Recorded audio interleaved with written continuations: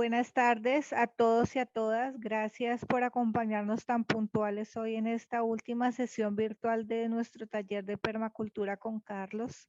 Ya saben que después de esta sesión vendrá nuestra oportunidad de hacer un intercambio presencial en el área de Santa Fe. Les estaremos haciendo llegar la agenda y todos los detalles de la misma en los próximos días. Gracias, Carlos, por llegar a esta sesión, a los miembros de las comunidades que nos acompañan. Sabemos el esfuerzo que hacen para poder estar aquí conectados con nosotros. Agradecemos al equipo de la Autoridad de Turismo de Panamá y de Fundación Natura por acompañarnos en esta tarde. Y de esta manera damos inicio formal a nuestra sesión final del taller. Recuerden que han sido 3 lunes intensos en los cuales hemos aprendido mucho y que todo lo que hemos aprendido lo pongamos en práctica cuando nos veamos en Santa Fe. Bueno, hoy vamos a hacer la tercera sesión y a modo de recapitulación, en las 2 sesiones anteriores vimos un poco más profundo el tema de lo que es la ética y formas que se pueden pensar en permacultura para diseñar un espacio. En lo de la ética, que es el pilar fundamental de la permacultura, que es lo que está detrás del diseño, era mucho de cuidar a la tierra, cuidar a la gente y compartir la abundancia. Y en ese tema, pues, hay como mucho que hablar, mucho que reflexionar, porque eso es, de nuevo, es el pilar fundamental. Luego vimos lo que son como formas de diseño.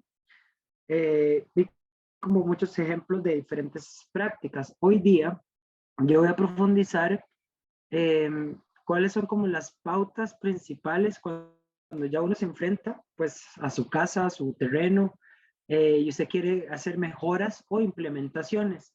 Entonces el día de hoy está dedicado a reconocer las principales implementaciones permaculturales para casa, ya sean de construcciones o simplemente formas de acomodar y pensar en tema de diseño.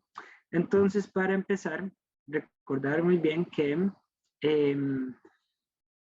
la permacultura básicamente es diseño, es diseñar un espacio. Entonces, es enfrentarse a poner en una hoja o en un pliego grande, ubicar la casa, ubicar la carretera donde llega el auto más cercano, es ubicar las cercas, que dividen una propiedad de otras, ubicar los ríos, es ubicar todos los elementos que intervienen en el ecosistema y que una vez tenga uno al menos un dibujo en planta de cómo está hoy día, encima de esto mismo nosotros podemos hacer como las correcciones para luego llevarlas al campo.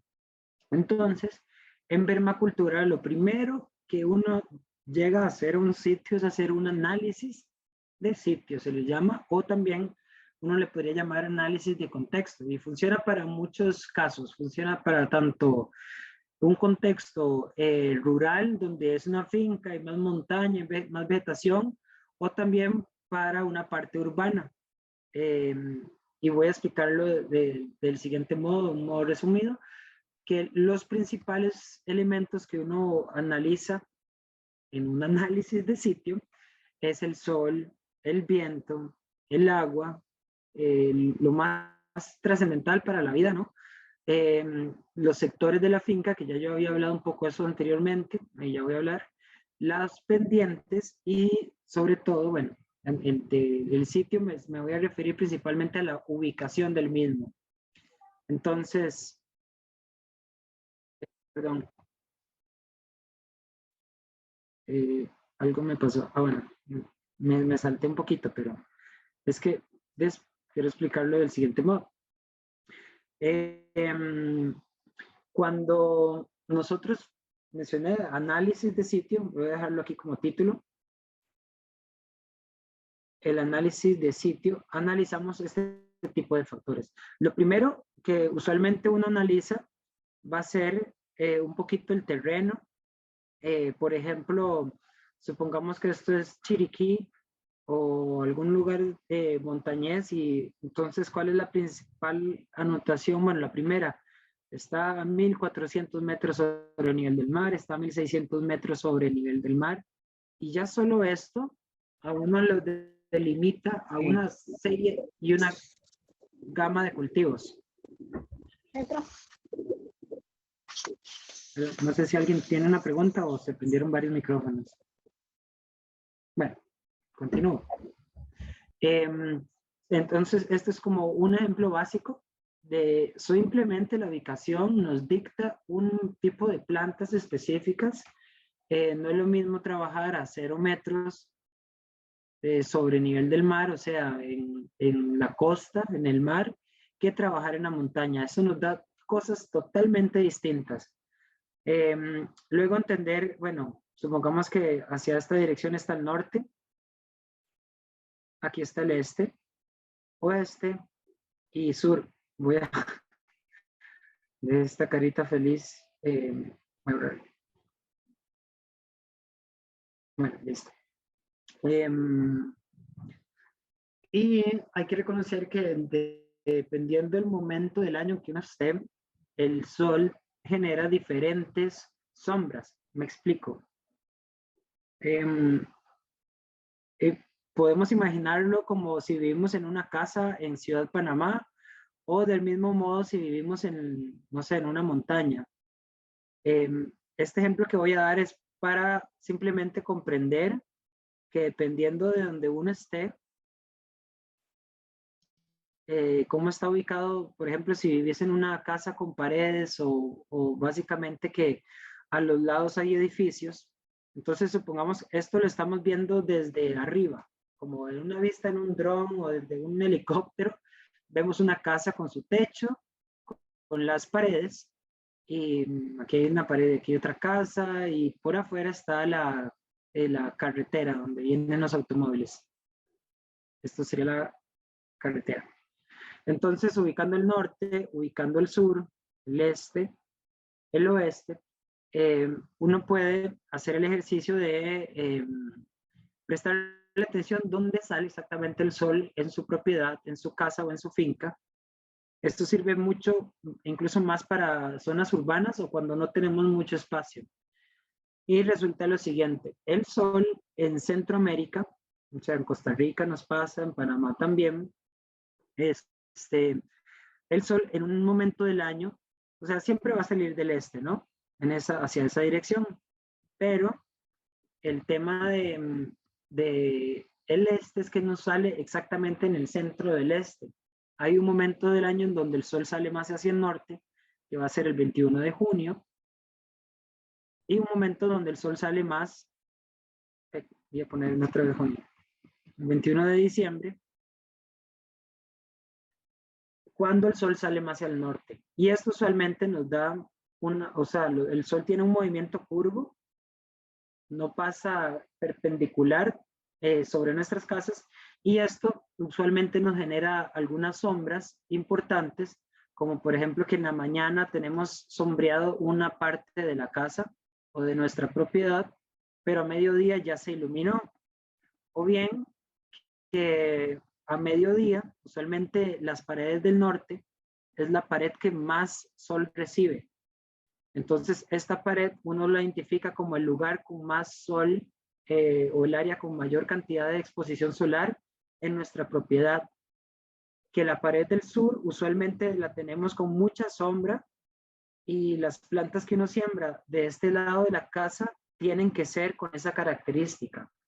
Entonces, si uno empieza a analizar el sol en donde usted vive, usted empieza a delimitar áreas y delimita un área de sombra. O bien, si su caso es más una finca y usted tiene grandes árboles por algún sector, usted va a tener un área de sombra particular. Es muy importante reconocer cuáles son las áreas de sombra, de media sombra o de sol, porque eso nos delimita también qué tipo de plantas vamos a sembrar, ya sea que vivamos en una finca o que en nuestro caso sea más una casa en la ciudad o incluso un departamento, porque eso pasa mucho en Panamá, una torre de edificio en qué momento del día a su edificio le pega el sol. Si le pega 5 horas, si le pega 10 horas, si el sol le da mucho más tiempo. Esta cantidad de exposición solar nos puede brindar ideas de qué plantas podemos tener en nuestro balcón. Si aquí hay un balcón, aquí podríamos tener algunas plantas, pero simplemente con esta observación ponemos unas u otras, dependiéndose del caso. Entonces, análisis de sitio, revisamos básicamente como la primera parte, el sol. El sol como algo muy vital, ¿no? Análisis de sitio es también hablar del agua.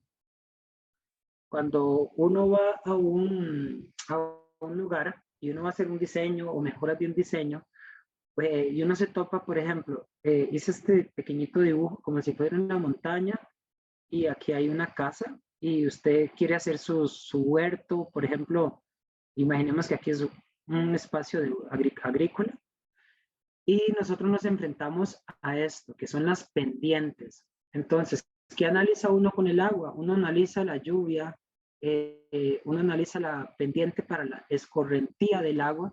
Entonces sabemos que en Centroamérica, en el trópico, cuando llueve fuerte, y que esto nos genera, dependiendo del caso, nos puede generar erosión, posibilidad de derrumbes de tierra también, lo cual eso ya nos genera unas zonas de peligro potencial.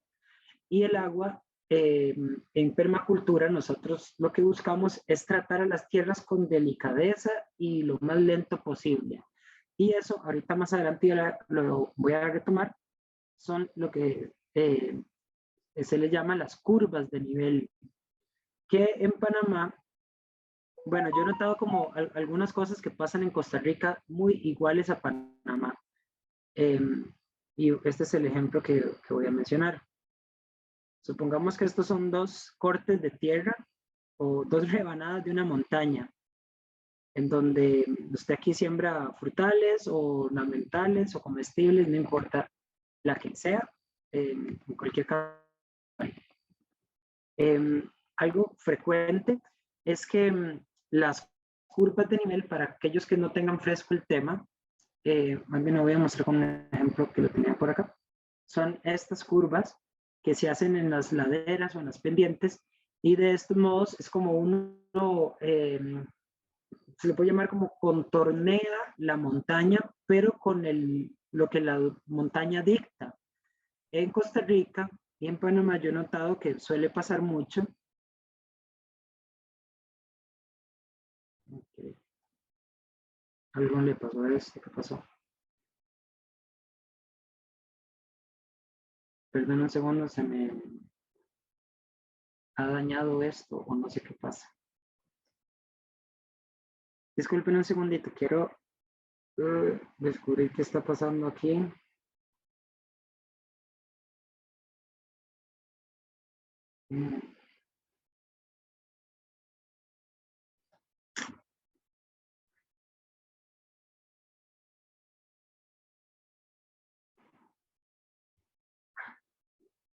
Bueno, no me están dibujando. ¿Ya? Sí, listo.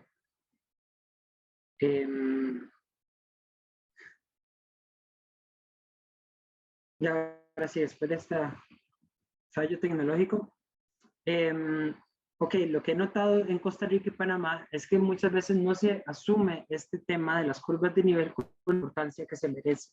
El tema es que en Costa Rica yo he notado que hay lugares como en Cartago, que es un lugar donde se producen papas, repollos y hortalizas de altura. Muy parecido en Chiriquí, en Volcán, como cultivan, no sé, zanahoria, también los cultivos de papa, suelen hacer curvas de nivel en este sentido, hacia abajo y hacia abajo. Esto lo que genera es un gran lavadero de tierra, entonces se pierde mucho recurso y en este caso es el problema principal, es la erosión del suelo, que dentro de las buenas prácticas agrícolas, algo que uno busca es evitar la pérdida del recurso más importante para la agricultura, que va a ser el suelo. Cuando uno se le lava el suelo por la lluvia, usted está perdiendo ahí grandes cantidades de nutrientes y minerales que después usted va a tener que agregar o con mayor cantidad de abono o con más fertilizantes químicos. En cualquier caso, la lógica que uno debe buscar con ello es mejorar estas curvas de nivel. Entonces, ¿cómo serían esas curvas de nivel en el modo más ejemplar? Se suelen hacer casi perpendiculares al terreno, en algunos casos con un 1% de inclinación. Eso quiere decir que una parte aquí está ligeramente más elevado que este punto. Y eso lo que hace es que el agua corra en una dirección, pero con lentitud. Y esto evita que por velocidad, porque cuando se hacen las curvas de nivel en este sentido, la tierra, cuando llueve mucho, va a tener un movimiento más veloz y eso hace que se acarree más suelo. Entonces, dentro de la práctica del análisis de sitio que nosotros revisamos el terreno, exactamente el terreno, cómo son las laderas, qué se debe de hacer en caso de tener laderas muy pronunciadas. Y para ello, el ejemplo de laderas muy pronunciadas viene otra vez casi con el mismo ejemplo del inicio.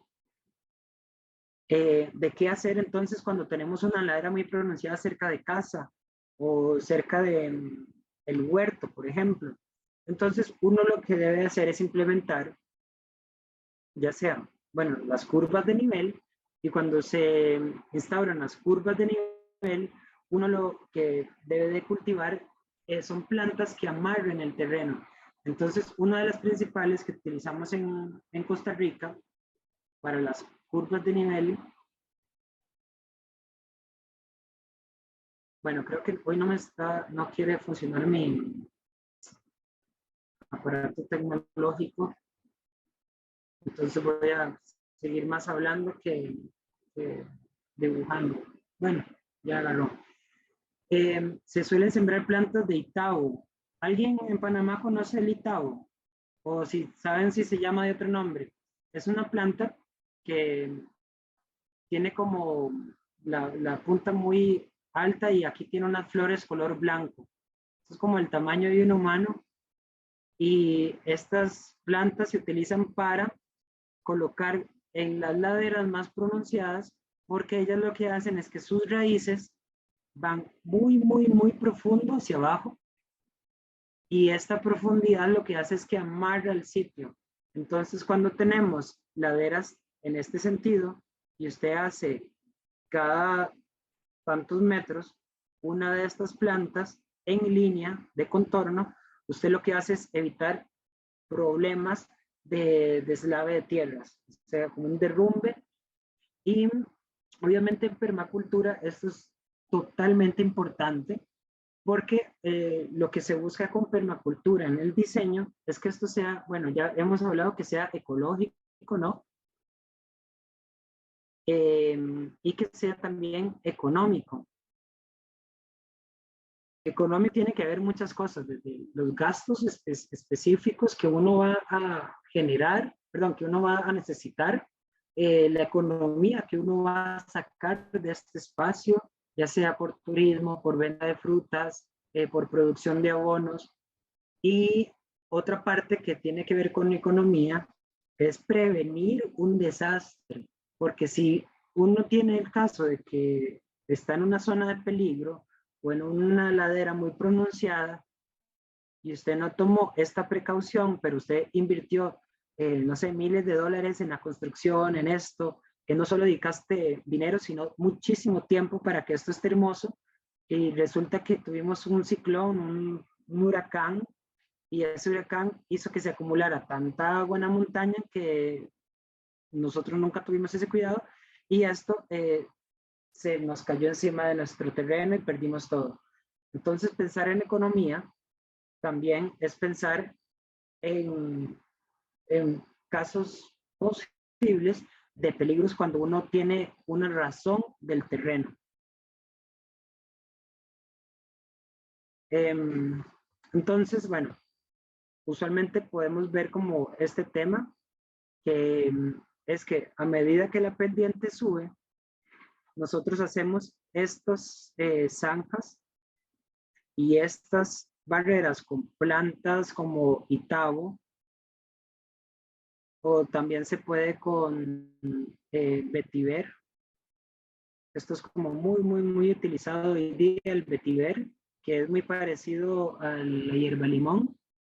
Y esto lo que se hace es que las raíces pues acá van a amarrar el espacio y esto es más difícil que se erosione.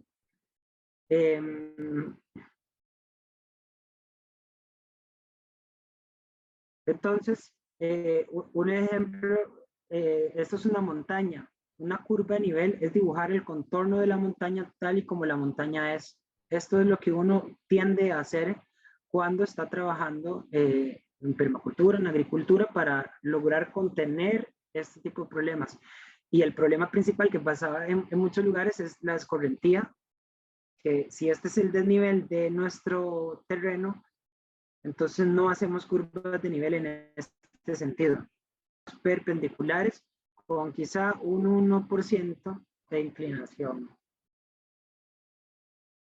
Entonces, esto, fundamental, revisar cómo es nuestro espacio, cómo es el sol, cómo es el agua, cómo es el viento que pega a nuestro terreno, prestar atención a los sectores que tengan riesgos, ya sea de incendios, de inundación, de deslave, etcétera, y con ello tomar esas primeras precauciones para luego ya empezar con el tema de zonificación, que si recuerdan, en la semana anterior llegamos a una parte que consistía en la planificación eficiente de energía. Esto tiene que ver en muchos casos con diferentes formas de energía. Entonces, tanto de energía eléctrica como la energía que nosotros utilizamos para desplazarnos en una finca. Las formas más eficientes de ahorro de una y otra cosa. Entonces, esto, la planificación eficiente de la energía, se da desde la zona 0, bueno, Z0, de la zona 0, hasta la zona 5. Entonces, hoy día vamos a hablar de cuáles son las principales implementaciones que se empiezan a agregar a un sistema como una finca, o bien para la casa, porque en la casa también podemos tener ideas semejantes, solamente que, bueno, muy lógico que en una escala más pequeña. Entonces, zona 0 se refiere a lo que nosotros, las implementaciones que nosotros le dedicamos al interior de nuestra casa.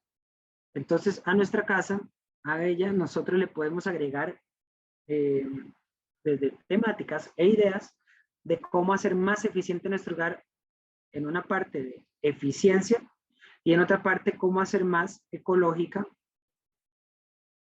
nuestra casa. Entonces, paso número 1. El paso número 1 es muy claro y hay demasiada popularidad actual del tema del reciclaje, su importancia. Y en sí, esto tiene que ver con bueno, algunas personas le llaman las 4 R's o las 3 R's, dependiendo de cómo se lo quiera ver. Reciclar, reutilizar, reducir, y hay una R que nadie utiliza, pero que debe ser muy grande, es la R de responsabilidad. Y esta responsabilidad es de asumir nuestro papel, que es trascendental para el tema de los desechos, que si nosotros no tenemos una plena responsabilidad, pues le estamos sumando un poquito al tema de contaminación en nuestro país, en nuestro planeta, en nuestra comunidad, en nuestro contexto inmediato.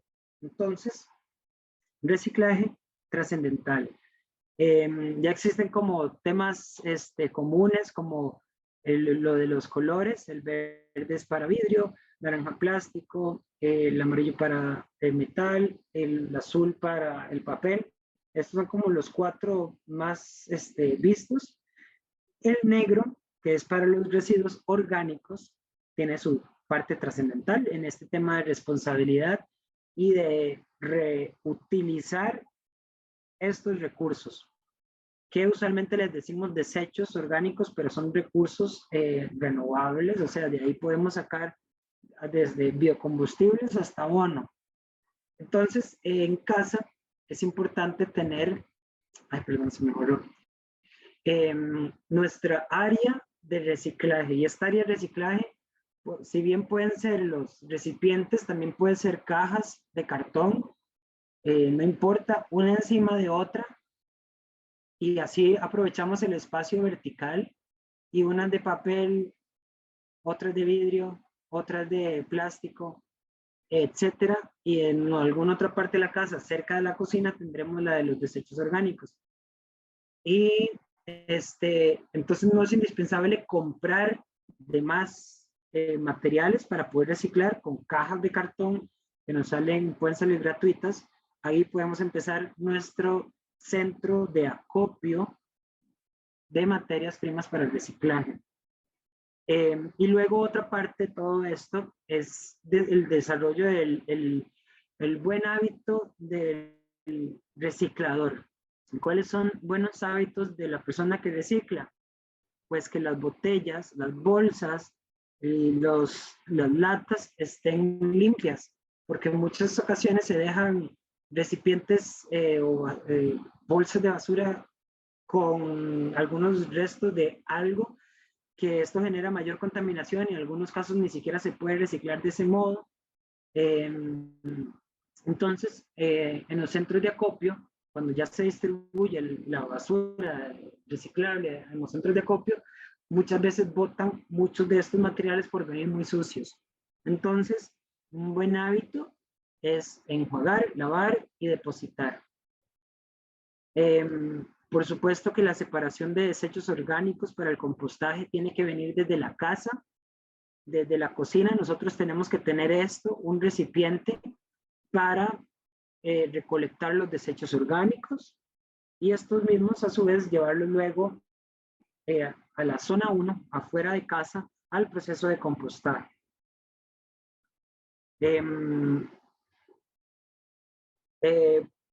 Claro está, contemplar temas de hábitos en nuestra casa para ahorro de energía, de cómo ahorrar electricidad, de hábitos de cómo ahorrar agua en casa, y esto tiene que ver con un tema pues de educación.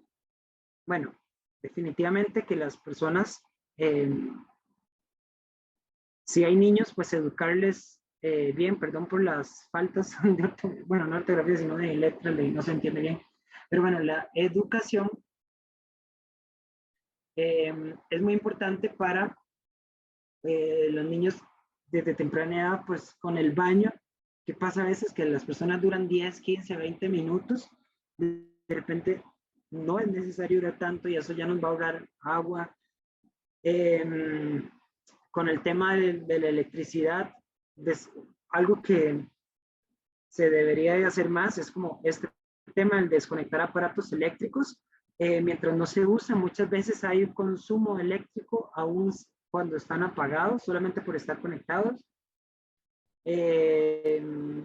entre otras, y básicamente es educación, que las personas del hogar estén bien educadas. Si usted lo que tiene es un lugar turístico, pues la señalética, por ejemplo, que a veces los turistas son más desconsiderados unos que otros, entonces etiquetas al lado de las bombillas de apagar luz, la bombilla de luz si no se utiliza, muchas veces un rótulo ayuda mucho. Entonces, este tipo de temas en nuestra zona cero, adentro del lugar, es de vital importancia. Luego las fuentes eléctricas. Habíamos dicho la semana anterior que una necesidad importante tiene que estar sopesada por uno o varios elementos. Entonces podemos tener electricidad del tendido eléctrico, pero si tenemos la posibilidad también de tener paneles solares, pues qué bien. y dependiendo de dónde uno viva, hay lugares donde hay apoyos del gobierno para pues tener este tipo de electricidad. En algunos otros casos no, y tiende a ser una tecnología a veces muy exclusiva, pero no está de más tenerlo claro que tener fuente eléctrica solar es de la fuente más renovable que existe en nuestro planeta. Dentro de casa, nosotros también tenemos una capacidad creativa de maximizar los espacios, bueno, verticales, horizontales, pero en este caso verticales. Y pongo este ejemplo porque muchas veces el fregadero donde se colocan los platos para secar están aquí al lado. Entonces tenés platos al lado de la cocina y tenés menos espacio para el trabajo de picar las frutas, los vegetales, pero cuando vos tenés los platos sobre el fregadero y esto se está secando, o sea, también se seca y cae aquí el agua, entonces no tenemos que estar forzosamente limpiando este espacio de acá.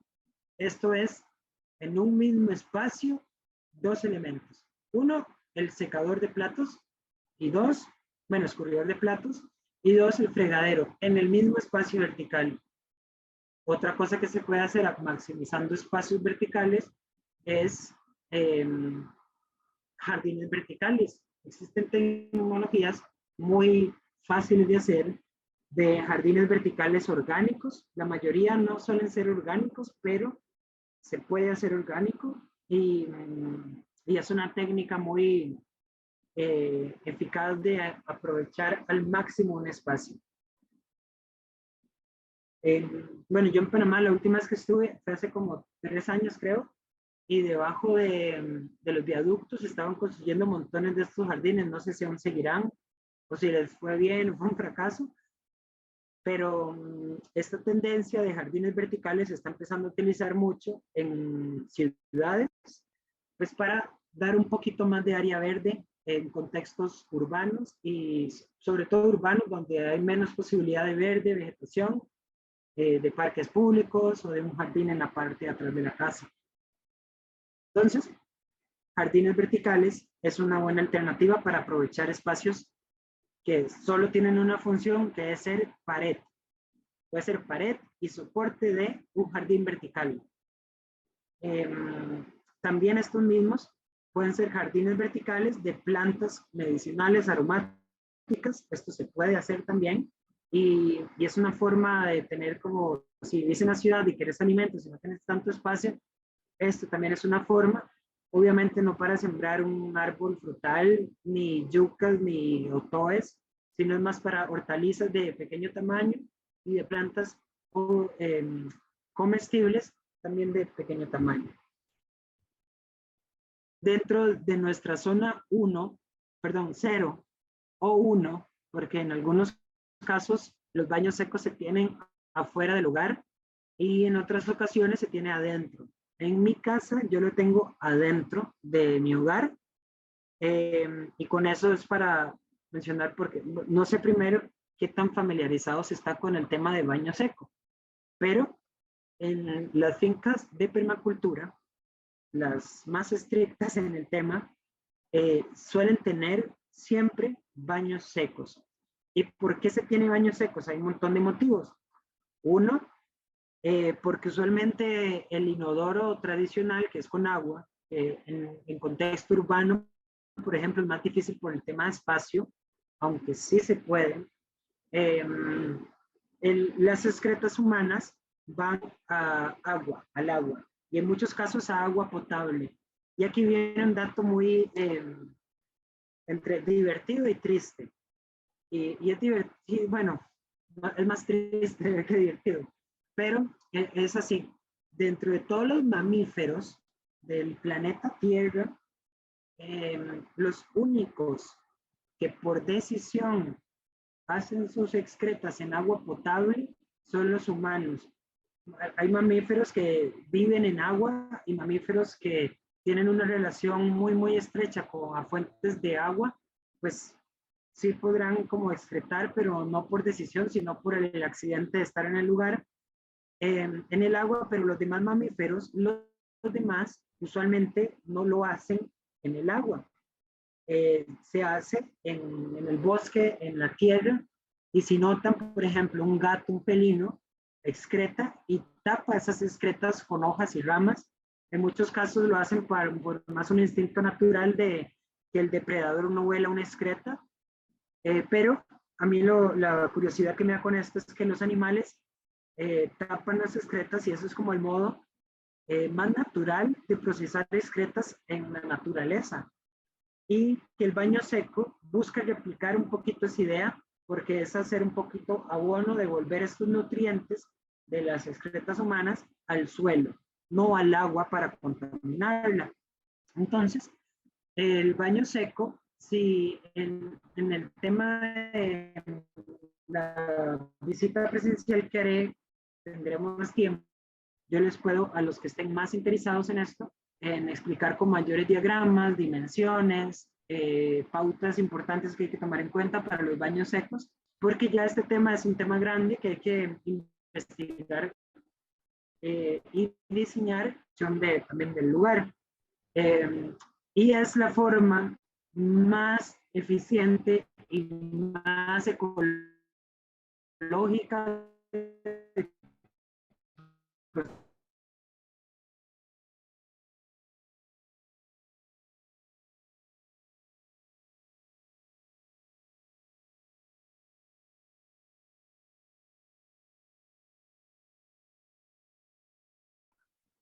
los baños secos, que en algunos lugares están en la zona 0 adentro del lugar y en algunos otros están afuera en la zona 1 afuera del lugar.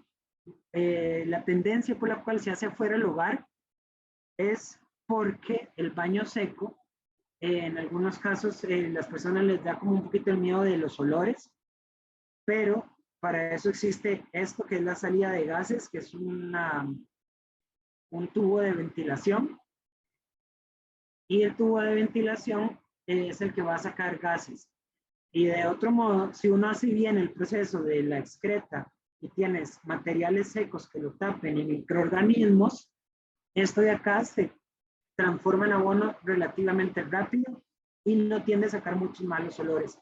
Y también el tema de los orines, hay formas de separarlo, de que no lleguen acá, sino que uno los desvía, ya sea desde el inodoro con un mingitorio especial, hacia una zona de tratamiento de orines o a donde se aprovechen los orines.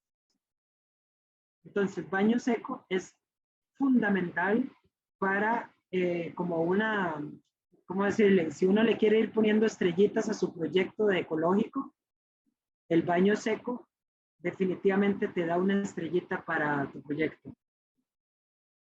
En la zona 1, afuera de la casa, una de las implementaciones que uno puede hacer es, después de que, no sé, bueno, esta es una canoa y viene desde el techo de su casa, recordamos, lluvia, en vez de que el agua de lluvia se vaya directo por este lugar y se vaya a un desagüe, ¿por qué no aprovechar esa agua y utilizarla en recolectores de agua lluvia? Si ustedes ponen en internet recolectores de agua lluvia, les va a venir esta imagen, formas de cómo unir varios recipientes, de los recipientes que son gigantes de 10,000 litros, son gigantescos, todos, cualquiera funciona. Lo importante es cómo se conecta la canoa con tuberías, cómo evitar que la canoa le entren las hojas de los árboles que caen en el techo. Hay diversas pautas que uno puede recapitular para hacer un recolector de agua lluvia. En este caso, y así como muchos otros que yo voy a mencionar, el permacultor no solo tiene que tener destrezas de diseño, sino también destrezas de construcción. Y si no de construcción, al menos la dirección de cómo construir. Porque uno se enfrenta a cada rato de, ok, un recolector de agua de lluvia a veces parece muy fácil, hay que recortar aquí una tubería, recortar, hacer una unión con una tubería en forma de codo, uniones y pegamentos, cortar, taladro, poner llaves de paso. Parece muy fácil, pero si usted no tiene destrezas de construcción, te va a costar más. Y acá yo siempre trato de decirle a las personas que sean honestas y si no tienen destrezas de construcción, no está de más pedir ayuda o pues ojalá si hay recursos, pagarle a alguien que te ayude y de este modo no es que la persona, usted le paga y ya hizo. Si usted no tiene las destrezas y tiene capacidades físicas para hacerla, entonces mientras usted aprovecha y aprende de una vez cómo es que se construye, cómo es que se hace. Entonces de este modo no solo le pagas a alguien para hacer, sino aprendes al mismo tiempo. Entonces, bueno, seguimos. Zona 1, recolector de agua de lluvia. En la zona 1 se tiende a hacer mucho esto, que es el cultivo de las plantas que más se tienden a utilizar en la casa, en la cocina. Entonces, ¿cuáles van a ser este tipo de plantas? Bueno, en muchos casos las medicinales por el tema de medicamentos, que está bueno tomar todos los días una infusión de mastranto, de hierba limón, de menta, de boldo, de salvia, de cualquier planta medicinal, de manzanilla, jengibre. Eso es una idea. Y también está la parte de pensar estos medicinales como las plantas que más se utilizan a nivel culinario. Entonces, en este punto entran las aromáticas. Y entre las aromáticas, las que más se utilicen en casa. Esto es lo que vamos a tener más cerca del hogar. Por ejemplo, si esta era nuestra casa, no sé, supongamos esta es la entrada principal del hogar, pero de este lado está la cocina y aquí está una salida de la cocina. Lo primero que vamos a tener acá es la espiral de plantas medicinales con plantas aromáticas y medicinales, porque si estamos cocinando, lo más sencillo es caminar los pasos más cortos, 5 o 10 pasos, recolectar nuestros oréganos, el romero, el tomillo, y nos devolvemos a la cocina. A diferencia, si tenemos estos cultivos muy largo por allá, de repente estamos cocinando y ya no lo utilizamos porque hay que caminar 100 metros y de repente a veces es absurdo tanta distancia para plantas que utilizamos muy a menudo. Y el tema de la espiral de plantas medicinales es una forma de tener como muchas plantas cerca con una práctica de aumento ¿cómo se diría? De alturas. Por ejemplo, esto que está acá, esto es lo que está más alto y estas plantas que vienen acá están como en el nivel más bajo de la espiral. Por ejemplo, esta espiral vendría así, por acá, y bueno, da vuelta por allá y aquí viene subiendo, y aquí sube y aquí llega. Bueno, no sé si lo expliqué tan bien. El tema es que entre más al centro se llegue en una espiral, quiere decir que hay mayor cantidad de tierra. Creo que lo debería explicar de otro modo. Voy a explicar este tema porque así no creo que se entienda. Creo que me acabo de dar cuenta que cada vez que cambio de pantalla no funciona por un rato y después sí funciona. No sé por qué. Esto está sumamente raro.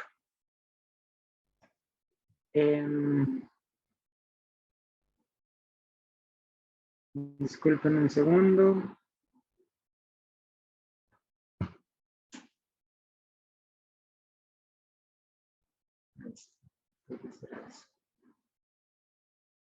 Ok. Entonces, la espiral de medicinales consiste en la siguiente. Por ejemplo, tenemos un espacio rectangular cuadrado.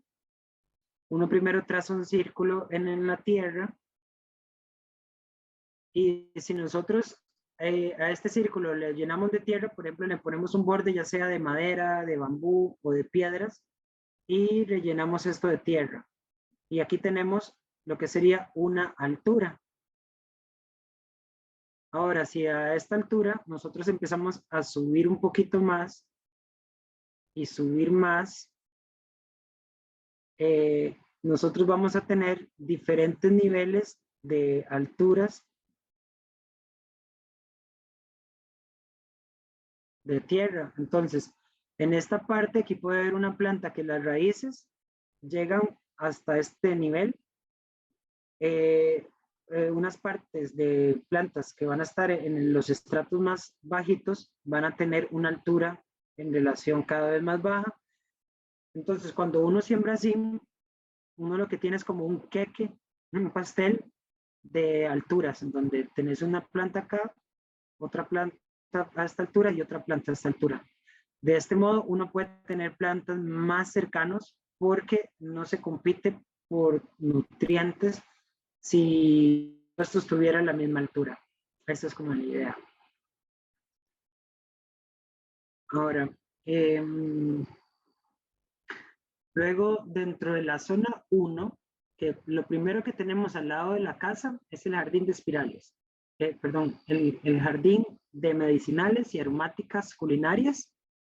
Y al lado tenemos un huerto biointensivo. El huerto biointensivo es una técnica que lo mencioné la semana anterior. Biointensivo, bio significa que es biológico.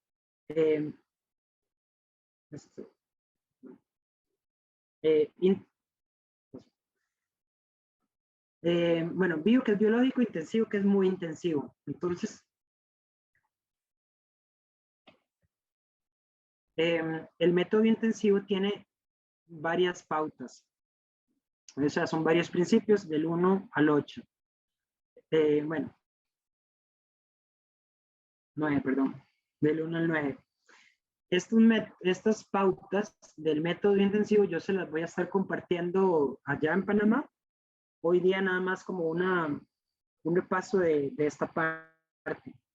Entonces, estos jardines que están viendo son biointensivos. Estos son de un lugar que se llama Las Cañadas en México, que es una finca permacultura que tiene ya muchos años de existir, da muchas capacitaciones y ellos practican este tipo de agricultura. La agricultura biointensiva pues, está desarrollada para producir mayor cantidad de alimentos en el menor espacio posible. Y eso se da gracias a la integración de todo el método, que tiene que ver con la utilización de la práctica de la doble excavación, que esto, en el modo más simple, por ejemplo, si este es el nivel de la tierra donde nosotros vamos a trabajar, esto es nuestro tamaño, usualmente una labranza sencilla, se mueve la tierra y se sube un poquito de nivel porque se suelta, y nosotros tenemos tal vez unos 20 centímetros de tierra suelta. La doble excavación busca el doble de profundidad y con la utilización de compost, de abonos orgánicos al interior de nuestro lugar donde excavamos. De este modo, uno puede sembrar plantas más cercas unas con otras. Y es como algo muy, muy simple. Si el suelo es muy compacto, muchas raíces van hacia abajo. Cuando llegan a las partes compactas, se van hacia los lados. Si se van hacia los lados, empiezan a competir por nutrientes con otras plantas. Y esto va a hacer que una planta le vaya bien y a otra no le vaya tan bien, o que a las dos no les vaya del todo bien porque cualquiera de las dos necesitaba más recursos nutricionales. Entonces, en el método biointensivo, la lógica es cultivos más unidos unos con otros, de modo tal que tengamos más producción en menor espacio. Luego trabaja con el uso de semilleros o reproducción asexual. Eso quiere decir que tenemos que tener un vivero cerca de donde trabajamos. Y el vivero, ¿por qué se pone también en la zona 1 y no se pone largo? Porque el vivero, en inglés le llaman nursery, como lugar como de cuido. Y esto se le llama como un lugar de cuidado. ¿Por qué? Porque ahí es donde ponemos las semillas, ahí es donde ponemos las estacas para que se reproduzcan, las semillas de los frutales. Si nosotros descuidamos esto, muy rápidamente con el calor que hace en Panamá, en Costa Rica, se nos muere todo. Entonces es fundamental que los viveros se visiten a diario. Uno no puede abandonar un vivero más de 2 o 3 días porque en el peor de los casos, si no tenemos sistemas de riego automáticos y depende de nuestra mano ir a regar, pues algunos semilleros morirán. Entonces un vivero tiene que estar cerca porque es de máximo cuidado. Es donde están las plantas más pequeñas cuando son más susceptibles a un tema de deshidratación, principalmente de la deshidratación. Luego recopila un tema que es la siembra cercana, que siembra cercana solamente se puede dar si usted de verdad hizo la doble excavación y agregaste composta. Y siembra cercana, una forma de comprenderla es del siguiente modo. Imagínense que esto es una lechuga vista desde arriba y usted siembra otra lechuga acá y normalmente las personas lo sembrarían así, en filas, y esto va así en una fila. Siembra cercana quiere decir que nosotros podemos esta línea subirla un poquito, pero moverla hacia allá. Sería así. Tenemos una planta, otra planta y la otra está acá. Entonces, si nosotros nos medimos desde el centro, tenemos una geometría de triángulos en vez de cuadrados. Y con esto nosotros, por ejemplo, aprovechamos ligeramente más el espacio.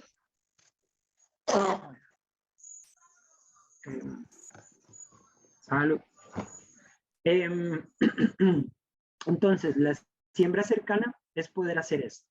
Luego, rotación de cultivos se refiere a algo que en muchas fincas, por ejemplo, a veces esto tiende a ser un problema solamente por el descuido.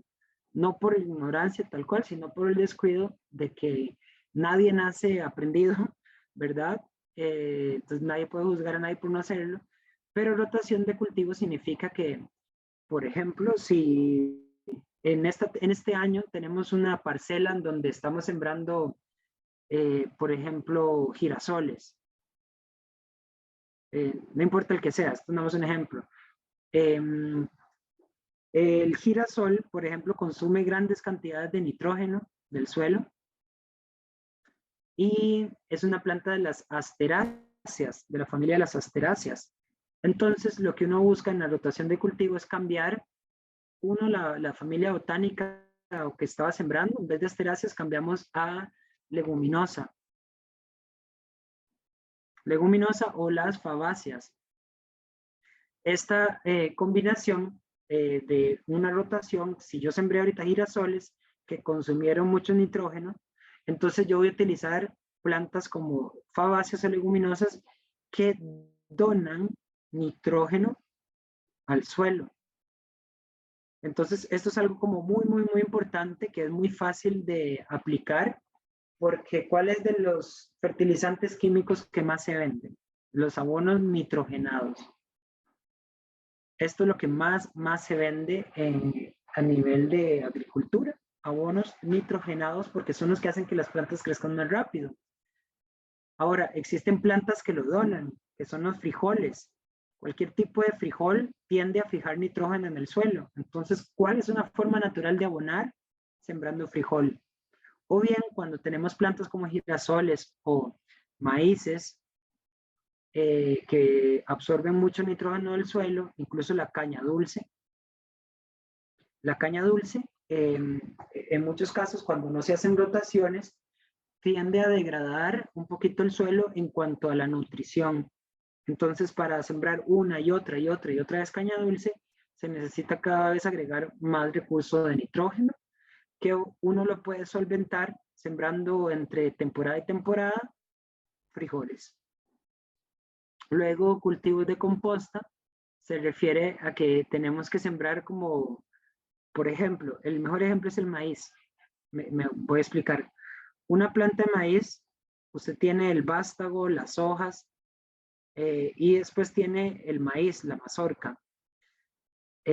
Luego sacas la mazorca y la mazorca hay que pelarla y tener los granos. Luego te comes los granos y te quedó la, no sé cómo le llaman en Panamá, pero aquí le decimos la tusa, que es cuando ya se quedó sin granos el maíz, ya se le sacó. Entonces, lo que usted se comió de la planta es tal vez un 5% o menos. El resto de la planta, uno lo corta y lo pica en 1000 pedacitos y eso va a la compostera. A diferencia de una lechuga, usted la cultiva y la lechuga usted se come todo excepto las raíces y el tallo, pero usted se come tal vez el 95% de la planta. Y con esto es para darse una idea de que uno tiene que manejar un poco de todo dentro de lo que uno siembra para poder tener los suficientes materiales para hacer abonos orgánicos. Luego, cultivar dieta significa que nosotros necesitamos carbohidratos, necesitamos proteínas, necesitamos vitaminas y minerales. Entonces, es la misma idea, sembrar un poco de todo, utilizar semillas criollas, semillas nativas y sobre todo la integración de todos estos 7 puntos.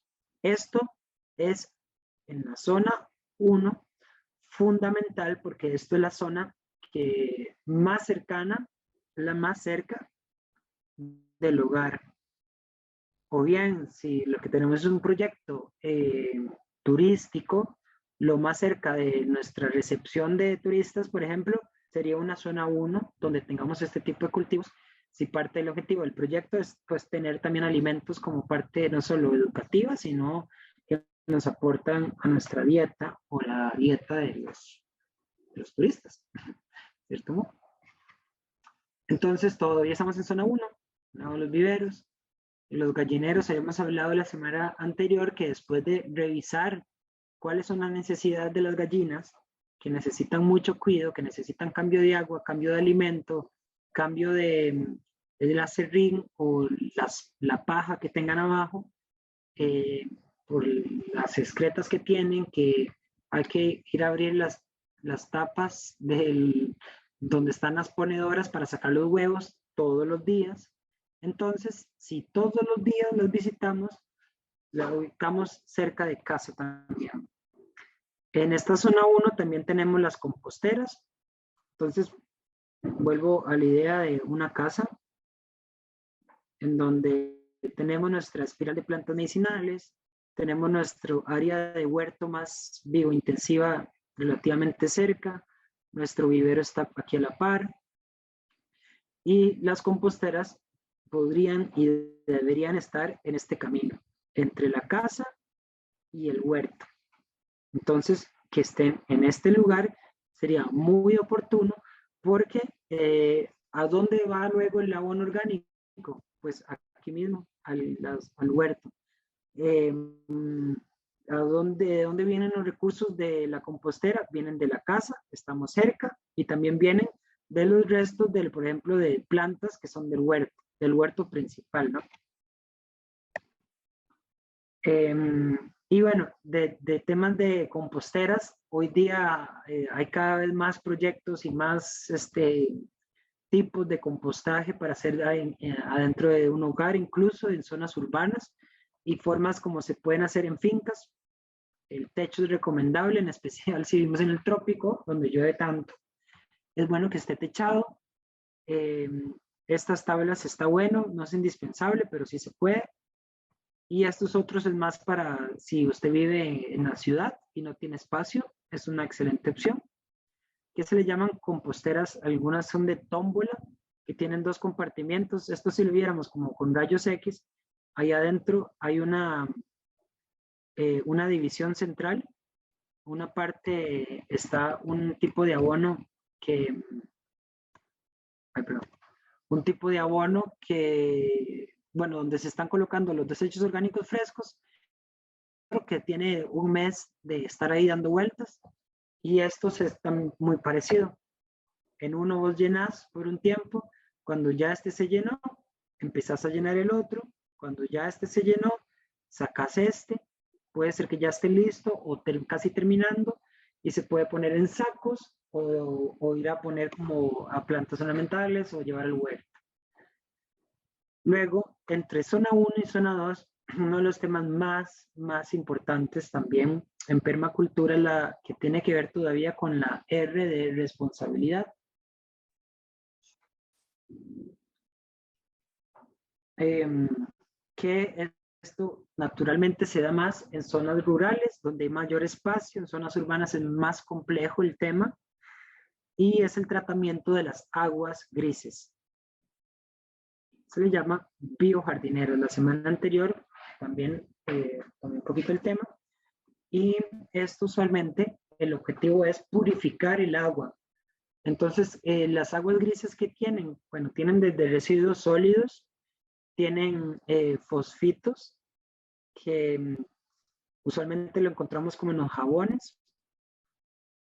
Y esto para algunas plantas es apetecible, para otras no tanto, pero para un manto acuífero no le va a hacer gracia. No le va a hacer gracia a un río que le estén tirando jabones.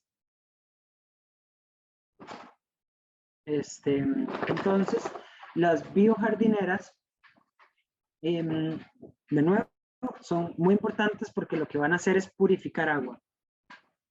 Y esta purificación es componentes del el estanque de tratamiento. Entonces, lo primero que se hace con las biojardineras es lo siguiente.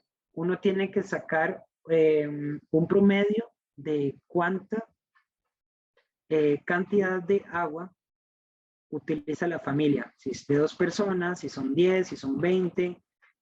Bueno, una familia de 20 sería mucho, pero dependiendo de esta cantidad, que es el cuánta agua se utiliza, se tienen que hacer unos cálculos para definir lo siguiente. El volumen de superficie, bueno, el volumen que sería esto, como este recipiente hasta abajo, de qué tan profundo y qué tan largo va a ser. Entonces, sí hay como pautas básicos que sea de unas 70 centímetros de profundidad por 1 metro de ancho, y el largo usualmente lo define la cantidad de agua que uno utiliza diariamente o semanalmente. Uno saca el promedio. Entonces, la idea de las biojardineras, como una forma de entender el volumen, es que la cantidad de agua que uno utiliza... el volumen, no puedo escuchar. Bueno, el volumen va a ser que el agua que entra en nuestro sistema esté ahí por lo menos de 3 a 5 días. Entonces uno calcula que lo que uno gasta de agua en 5 días va a ser aproximadamente este volumen con lo que uno trabaja. Esto quiere decir que entra agua y el agua que entra hoy sale hasta dentro de 5 días aproximadamente. Y bueno, de esto hay como métricas, o sea, como reglas de cómo se sacan estos datos, dependiendo de la cantidad y uso de agua de nuevo. Si usted tiene una lavandería de un hotel o de algo así, usted utiliza mucho más agua, entonces usted necesitaría biojardineras muchísimo más grandes. Y antes de las biojardineras, usualmente hay unos tanques primarios, que estos tanques lo que tienen se les llaman trampas de grasa y trampas de sólidos como los más pesados, que se acumulan en las partes de abajo, y la grasa queda flotando. Y después de esto va hacia la tubería y entra por unas tuberías con ranuras. Hay diferentes tipos de jardineras, hay unas que son de este modo, que tiene como rocas grandes en la entrada, rocas grandes en la salida y grava fina en el centro con arena de río. Usualmente no se utiliza tierra, es arena simplemente y piedras pequeñas, y plantas que les guste mucho estar en condiciones de alta humedad, como platanillas. En Costa Rica hay unas que se les llaman lágrimas de San Pedro, usualmente montones de platanillas, papiro, etcétera, totoras, Hay muchísimas plantas que se utilizan para las biojardineras. Entonces, ¿cuáles son las que uno utiliza? Pues las que, por ejemplo, yo vivo en un lugar donde silvestremente, en las partes más húmedas de la montaña, yo encuentro de estas plantas, que se les llaman las platanillas, y también hay otras que son las heliconias, que tienen unas flores muy bonitas. Estas que nacen solas en los lugares más húmedos de donde yo vivo, son las indicadas por el mismo contexto natural para mi biojardinera. En vez de comprar de algún lugar lejos, yo voy a utilizar las que mi propio lugar dice.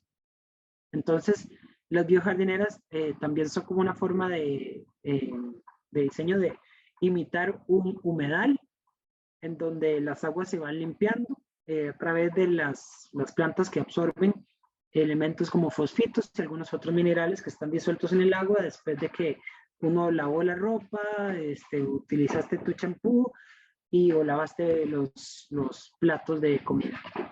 Entonces, biojardineras también es una de las implementaciones más importantes porque está muy alineada con el tema ético del cuidado de la tierra. El cuidado de la tierra viene el cuidado íntegro de la tierra y ahí está el cuidado del agua. Entonces, si nosotros cuidamos el agua, una de las pautas más importantes es no la suciedad o la contaminación que uno genera en casa no se vaya a los ríos. Y de biojardineras hay montones de tipos. Hay unas que son como más elegantes, ¿verdad? Que uno las puede hacer como con mayor inversión, y otras que se hace con plástico de construcción muy fácil y piedras, solamente piedras. Pueden ser piedras de río y arena de río. Si usted tiene un río cerca es mucho más fácil. Y los recipientes, bueno, como estos de acá, eran básicamente este que estoy mencionando para las trampas de grasa. De nuevo, de biojardineras, yo espero que en nuestro taller allá en Panamá podamos hablar mucho más de ello. Luego, en zona 1, todavía tenemos, bueno, todavía estamos cerca de casa, y algo que usualmente se hace en permacultura, ya sea por un tema climático o por esta comodidad de un frutal de mayor consumo, usualmente son los limones. Aquí en Costa Rica, digamos, en muchísimas casas, demasiadas casas tienen árboles de limón porque se utiliza mucho. O sea, casi todos los días, que para la ensalada, que para el refresco, la limonada, o para la infusión, etc. Y está bueno tenerlos cerca de casa por esa cantidad de uso que se le da. Otra opción puede ser la decisión de que el árbol frutal sea por esto de consumo o simplemente para dar sombra y refrescar un área del hogar. En sí, como la parte de afuera y que no tengamos tanto sol. No vamos a sembrar un árbol gigante al lado de la casa por el tema de que si se cae una rama grande en el futuro, nos destruye nuestro techo. Ahora ya saltamos un poquito más lejos. De nuevo, el mismo ejemplo. Una casita, la espiral de medicinales, tenemos el vivero aquí al lado, las composteras, el huerto principal de hortalizas, y usualmente este que no mencioné, el huerto biointensivo, va a venir siendo un huerto principalmente de hortalizas de ciclos cortos, mezclado con medicinales perennes. Usualmente las medicinales perennes se ponen en los bordes, por ejemplo, una línea de mastranto, de romero, de lavanda, de hierba limón, en los bordes nos ayuda a repeler plagas, además de que funciona como decoración y delimitación de un área con otra área. Entonces, ciclos cortos, me refiero también a plantas que duren desde 1 mes, 2 meses, 3 meses, 4 meses. Esos son los ciclos cortos. El tema de la lombricultura, uno la puede tener en recipientes muy caseramente, en recipientes de plástico, incluso algunos de cartón se puede. O bien uno puede tener un establecimiento en la finca un poco más grande, con techo, para tener las lombrices rojas californianas. Perdón, mi perro estaba en mis pies y me acaba de asustar. Las lombrices rojas californianas, además Eisenia foetida, son unas lombrices que son especiales para degradar material orgánico en descomposición. Llámese la cáscara de la lechuga, la papaya que se empezó a poner mala o la sandía, o incluso el vástago de los bananos. O también excreta de animal como vacas, o, bueno, principalmente de vacas. El resultado de la lombricultura nos genera un abono que tiene 14 de 16 nutrientes que las plantas necesitan para su desarrollo. Entonces, si tienen tanto, esto es un súper abono. Y esto obviamente nos genera diferentes cosas. Abono tanto para nuestra huerto y para los frutales que van a estar más lejos. Ingresos al procesar los desechos orgánicos de la finca o de nuestra parcela de producción. Por ejemplo, a veces, ¿qué pasa si alguien tiene cultivado café y le sobra mucho la pulpa del café? ¿Qué se hace con esa pulpa de café? En vez de botarla, usted se la da a las lombrices y te generan un excelentísimo abono. En esta área, la zona 2, que bueno, aquí vendrían estando como el establecimiento de las lombrices con techo, vienen ya los cultivos que son de parcelas más grandes, como lo son los cultivos de ciclos de 4 meses en adelante. En Costa Rica le llamamos milpa, yo creo que en Panamá también, pero no estoy tan seguro. Y usualmente en permacultura no sembramos la milpa como, por ejemplo, sembrar maíz y solo maíz. Que si sembramos yuca, solo yuca. Que si sembramos frijoles, solo frijoles. Tratamos siempre de evitar esto y hacemos lo que se llama policultivo. En algunos lugares está muy de moda, bueno, no muy de moda, pero está empezando a escucharse más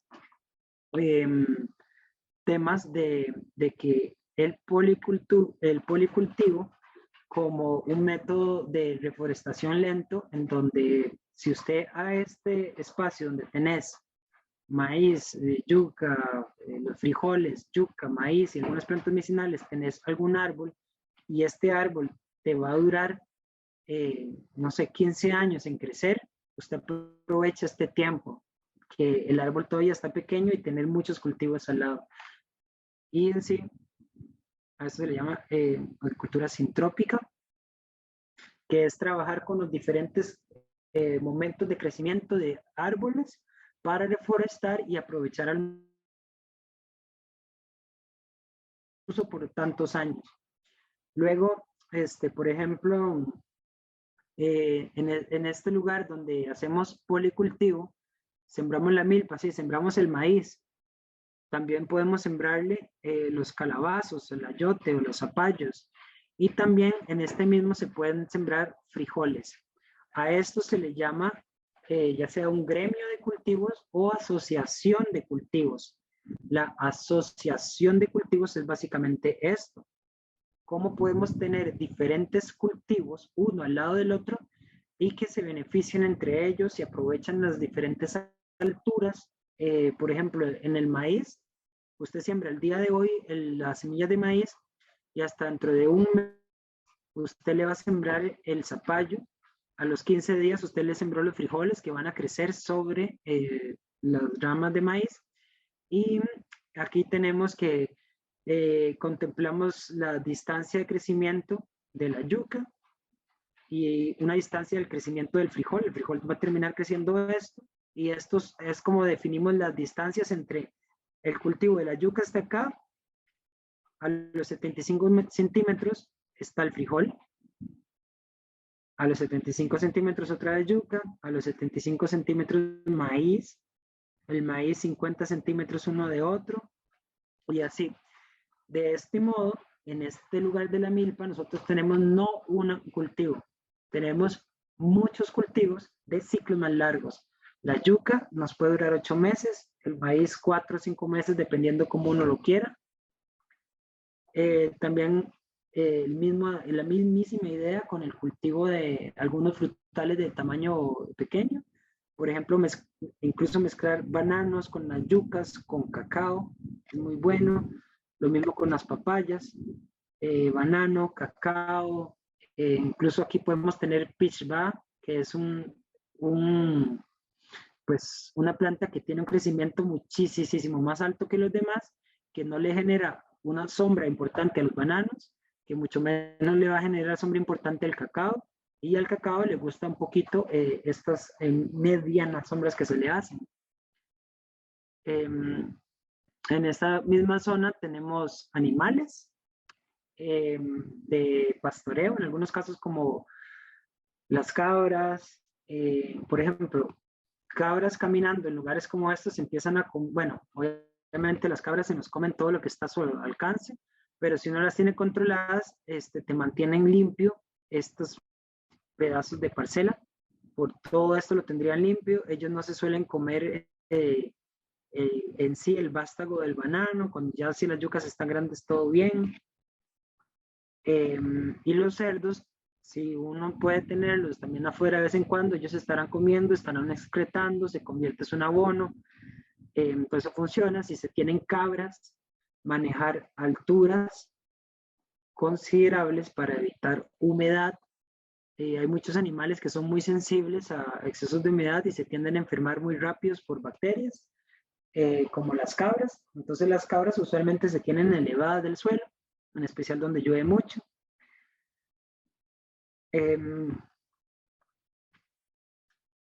Bueno, luego zona 4. Ahora sí, ya estamos mucho más lejos de la casa y esta es una zona que visitamos con mucha menor frecuencia. Menor frecuencia me refiero a que la visitamos una vez cada semana, cada 15 días. No es tan necesario ir a cada rato, como si a los animales, como si a estos cultivos que hay que ir a cortar, deshiervar o usar el machete para mantener el monte bajo. Zona 4 casi no hacemos eso, aquí lo hacemos mucho menos. Y usualmente sembramos árboles gigantes, árboles que crezcan 20 metros para arriba. Sembramos maderables. Si tenemos la oportunidad de tener bambú, porque es un recurso muy bueno para la construcción en el trópico también. Las pocas recomendaciones que se tienen con el bambú para construir es que se curen y que no estén tocando el suelo. Si usted los tiene ligeramente elevados sobre alguna piedra, roca o concreto, esto te dura muchísimos años. O sea, que no le dé agua una vez que se construye. Y los árboles grandes, más o menos uno puede entender esto así. Esta es nuestra casa, ahora vamos desde otro lado. Cada vez nos vamos más largos. Zona 1, tenemos cosas pequeñitas, que estamos nosotros y todo es como una altura pequeña, algunas plantas medicinales así. Tal vez tenemos el árbol frutal de limones y una pequeñita sombra. Tenemos de este lado el vivero, tenemos el gallinero, el compostaje está por allá atrás, las medicinales por allá. Asociados con bananos, con yucas, con todo lo que uno pueda tener para una buena dieta. Animales de pastoreo, ya en este sector, aquí con su techito también. Y luego nos vamos a árboles ya más gigantes. Entonces, una idea es que esta es la curva de como las altitudes en donde uno va sembrando en relación desde la zona 0, que sería aquí. 1, 2, 3, 4 y, bueno, 4 sería esta, perdón. Entre más lejos nos vamos de la casa, más grandes van a ser los cultivos, menos tiempo le vamos a dedicar a ellos. Algunos tipos de, bueno, los mangos, realmente los mangos crecen bastante grandes, ellos irían en zona 4. Y en este caso, si nosotros tenemos un cultivo así de mango, entonces, ¿qué es lo que haría la agricultura sintrópica? Pues aprovecharía, y aquí habrían cultivos en vez de que todo esto pasa desaprovechando recursos, nosotros podemos tener diferentes tipos de plantas que estén aprovechando estas condiciones. En el caso de lo que está bajo el palo de mango, que aquí en este lugar sería sombra, entonces aquí pondríamos algunos cultivos que se adapten a esta sombra. Y ya lo que reciba un poco más de sol, pues plantas que se adapten a esta condición. La idea de todo esto es aprovechar al máximo un espacio. Obviamente, aquí viene un tema que en permacultura se le llama así: trabajo crea trabajo.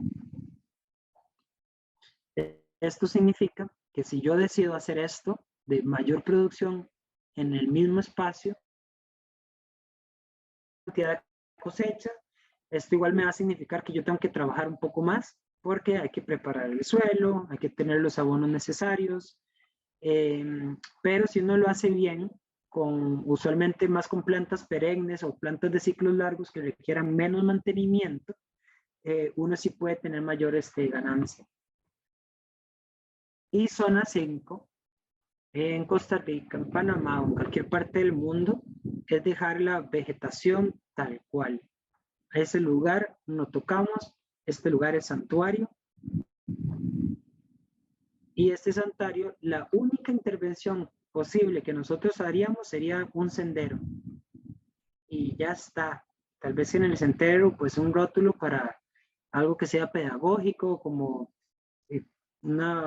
un tour con información, con infográficos que hable del bosque tropical lluvioso de Panamá, o un bosque de páramos si estás arribísima en la montaña, etc. Entonces la zona 5 es la zona que le corresponde a la naturaleza y no hay intervención por parte de nosotros. Entonces el humano aquí no toca, sino solamente y a lo menos un sendero, y ojalá lo más natural posible, como la mayor cantidad de los senderos en la naturaleza, sin nada, solamente chapeado, y el se mantiene caminándolo.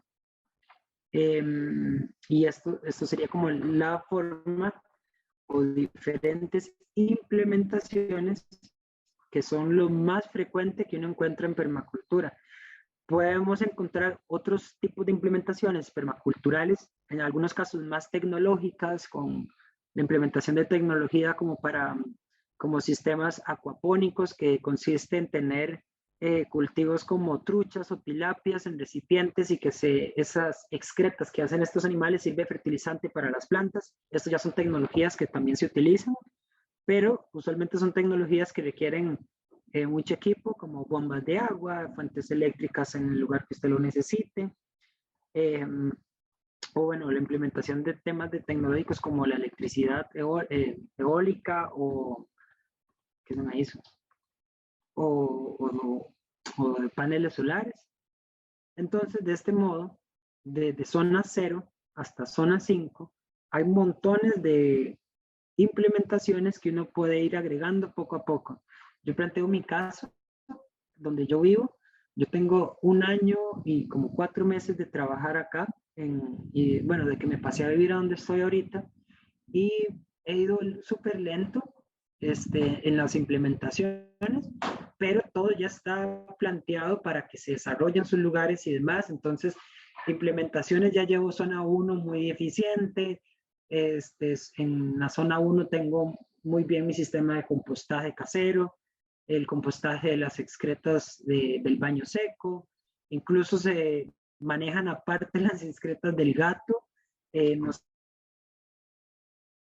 No tiene una forma de procesarse, obviamente no se utiliza ese abono para hortalizas, pero al menos se reintegra al suelo de un otro modo en lugares donde no se cultiva nada comestible. Así ya implementé lo que son las jardineras de las principales plantas que yo utilizo para cocinar, las aromáticas culinarias. La implementación del huerto biointensivo es súper productivo y paso cosechando todo el año. Y la zona 3, por ejemplo, todavía voy lento, como la implementación de lo que es el bosque comestible, o que lo que va a ser un bosque, bueno, medio bosque de plantación de bananos con café, café de altura, por donde vivo. Entonces, uno puede ir así, lento a lento. Por ejemplo, ahorita algo que me apena es que ya tengo listos los huecos para las biojardineras, pero no lo he terminado, pero ahí van. Entonces, con esto lo que quiero decir es que se puede ir haciendo uno a uno a la vez, y al cabo de unos años, porque no hay por qué hacerlo todo en la primera entrada, hay que irlo haciendo a medida también de que la economía lo permita, para no generar unos déficits económicos, porque quisimos hacer todo de un solo momento, invertimos demasiado dinero y el retorno económico va a venir mucho más lento. Entonces, mejor ir lento cuando no hay suficiente recurso, a precipitarnos y hacer todo de un mismo momento. Y de este modo, yo he ido organizando mis parcelas de producción, los árboles frutales, todo viene a su ritmo, y yo sé que en un lapso de tal vez 2 años ya voy a tener todos los sistemas implementados en casa. Ya como ahí sí ya podría decir, esto es una finca permacultural. Aún como le hacen falta elementos, puedo decir, tiene principios permaculturales, pero le hace falta un tantito para tener todas las estrellas necesarias en cuanto a conservación de recursos naturales y demás. Bueno, llegado a este momento, no sé si alguien tiene alguna pregunta para ir cerrando, o comentario también que quiera decir, o si alguien tiene esto, o si alguien diga, oh, mira, no había pensado en este orden y yo lo tenía todo al revés. También todo eso se vale, uno se puede bromear de las mismas cosas de uno, en el mejor, de la mejor forma, con humor. O bien, no sé, cualquier pregunta que tengan al respecto.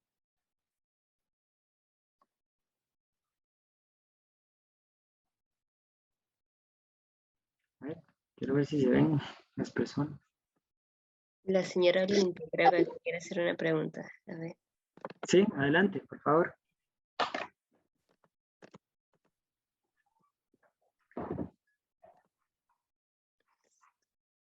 Levantó la mano, pero no sé si fue por error o porque quería participar. Bueno, no sé.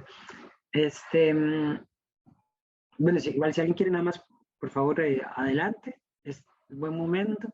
Y de igual modo, cuando estemos allá en Panamá, el enfoque de las prácticas de campo va a ser un poquito en cuanto al tema de zona 1, que es como algo que, por donde empezamos, bueno, zona 0 y zona 1. Entonces, empezamos desde nuestra casa a trabajar y poco a poco nos vamos expandiendo. Mencioné que desde nuestra casa empezar desde las cosas más simples, como lo que es el tema de reciclaje, ahorro de energía y todo este tipo de implementaciones. Incluso en el tema de ahorro de energía, vale la pena como si están como, por ejemplo, con el agua. No sé, en mes de agosto pagaste el recibo, $10, no tengo idea cuánto saldrá ya. Y cuánto pagas si empezás a hacer implementación de mini ahorros, como que poner rotulitos alrededor de tu casa o informas con las personas de tu casa. Bueno, vamos a empezar con pequeños ahorros y así poder medir incluso de un mes a otro mes cuánto dinero estás ahorrando solo en esas partes. Entonces, el taller vamos a dedicarlo un poquito a zona 0 y zona 1, y en zona 1 especialmente en esta parte de lo que es la agricultura biointensiva y en lo que es la producción de, que se me hizo, perdón, abonos orgánicos con las composteras, que usualmente esto es la parte número 1 que uno tiene que empezar a aplicar con el fin de generar incluso sus propios insumos, porque si usted quiere sembrar, usted necesita abonos. Sin abonos a tiempo, o sin abonos simplemente, usted va a tener que invertir dinero, que ese dinero se puede ahorrar en un casi 100% si usted lo hace en casa o en su propia finca. En especial, si hay finca, con mucha más razón hay que hacer el abono orgánico. Entonces, mucho de esto vamos a hablar en este seminario en vivo, allá en Panamá, y también de lo que planteamos poder hablar más, va a ser de biojardineras, con el objetivo de abarcar el tema del recurso agua y cómo tratar de mantener lo más limpio posible nuestras aguas. Entonces, esto va a ser un poco, bueno, esto que ya yo expliqué un poco, tiene también una explicación grande, y usualmente todo esto se aprende en la práctica. Entonces, el objetivo de hacer algo práctico es para que sea la forma más educativa y la pedagogía más simple de, pues, de aprender, ¿no? Entonces, yo espero que la mayor cantidad de ustedes pueda asistir. Va a ser un gusto, pues, allá ir a compartir, y creo que sin más por hoy estamos. Muchísimas gracias por la asistencia. Me disculpo por los errores o fallos tecnológicos que tuve con mi aparato, no sé, tengo que ver qué pasó. Y bueno, entonces nos vemos en ¿cuánto sería? Como 10, 15 días, más o menos, 10 días.